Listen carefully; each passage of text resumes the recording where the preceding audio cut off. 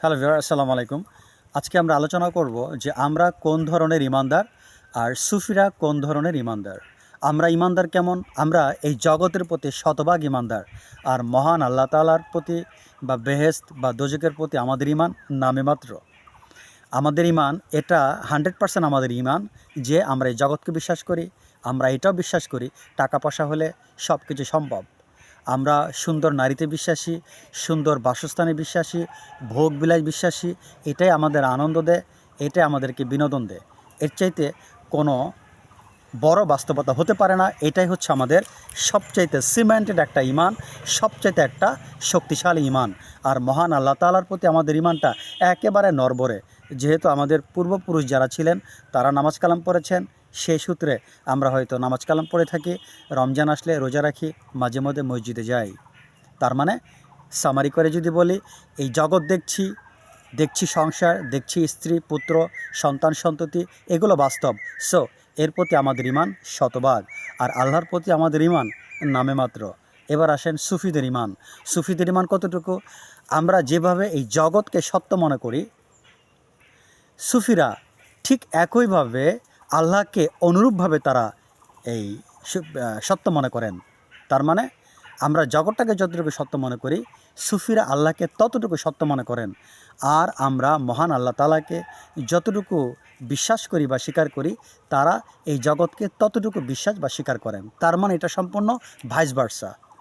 দুনিয়ার প্রতি আমাদের ইমান যতটুকু, মহান আল্লাহ তাআলার প্রতি সুফিদের ইমান ততটুকু। আল্লাহর প্রতি আমাদের ইমান যতটুকু, এই দুনিয়ার প্রতি সুফিদের ইমান ততটুকু। তার মানে সম্পূর্ণ বিপরীত চিত্র। একটু ব্যাখ্যায় আসি। বলতে পারেন এটা কীভাবে সম্ভব? হ্যাঁ, সম্ভব। আমরা যেমন এই জগতে আল্লাহকে দেখি না, ব্যক্তিকে কর্তা মনে করে থাকি, বস্তুকে কর্তা মনে করে থাকি। সম্পদ শান্তি দেয়, টাকা পয়সা শান্তি দেয়, স্ত্রী আমাদেরকে শান্তি দেয়, সন্তান শান্তি দেয়, সমাজের লোকেরা সম্মান করে। এটা আমাদের কাছে বাস্তব। আর সুফিদের কাছে বাস্তব কোনটা জানেন? সব কিছুর মূলে মহান আল্লাহ তাআলা। তারা কাউকে দেখেন না ইন্ডিভিজুয়ালি, করিমকে দেখেন না, রহিমকে দেখেন না, স্ত্রীকে দেখেন না, কাউকে দেখেন না। তারা দেখেন সব কিছুর মূলে মহান আল্লাহ তাআলা। তার মানে পুরো জগতে একটা সত্তা, একটা সত্য, সে হচ্ছে মহান আল্লাহ তাআলা। আর এই জগতে যত কাজ হচ্ছে তার ইশারায়। একটা গাছের পাতাও তার ইশারা ছাড়া নড়ে না।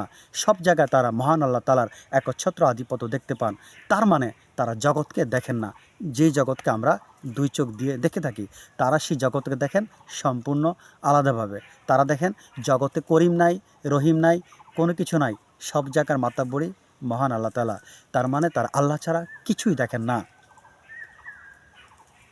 এখন এই বিষয়ের একটু ব্যাখ্যা করব। যেমন উইলিয়াম শেক্সপিয়ার একটা কথা বলেছিলেন, all the world's are stage and all the man and woman merely players. তার কথার অর্থ হচ্ছে পুরো জগৎটা একটা নাট্যমঞ্চ, আর এই নারী, এই পুরুষ, তারা হচ্ছে অভিনেত্রী এবং অভিনেতা। ঠিক একটাই জিনিস, এই পুরো জগৎটা আসলে নাট্যমঞ্চ। আর এই যে আমরা নারী পুরুষ সবাই কিন্তু অভিনেত্রা, অভিনেত্রী, অভিনেতা, এটাই। আর এটার সম্পূর্ণ পরিচালক হচ্ছেন মহান আল্লাহ তাআলা। এটাই সুফিরা জানেন। আর যেটা আমরা জানি না বিধায় আমরা বস্তুবাদী বিশ্বাসী, আমরা মুখে স্বীকার করি আমাদের ইমান আছে, কোয়াইট ইম্পসিবল। আর সুফিদের ইমানটা বুঝতেই পেরেছেন। আশা করি ভিডিওটি বুঝতে পেরেছেন। আজ এই পর্যন্ত। আল্লাহ হাফেজ।